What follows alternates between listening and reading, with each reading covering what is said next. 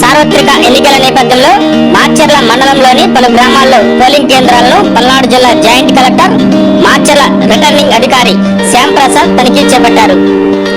ఓటర్లకు అవసరమైన అన్ని కనీస మౌలిక సదుపాయాలు అందుబాటులో ఉన్నాయా లేదా అని పరిశీలించారు.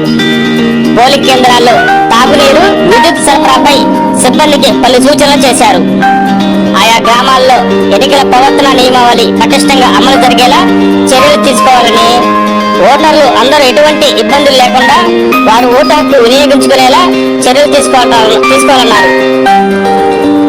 ఎవరైనా ఎన్నికల ప్రవర్తన నియమావళి ఉల్లంఘించిన యెడల కఠినమైన చర్యలు తీసుకుంటామని సంబంధిత అధికారులకు పల్నాడు జిల్లా జాయింట్ కలెక్టర్ మాచర్ల రిటర్నింగ్ అధికారి శ్యాంప్రసాద్ తెలిపారు.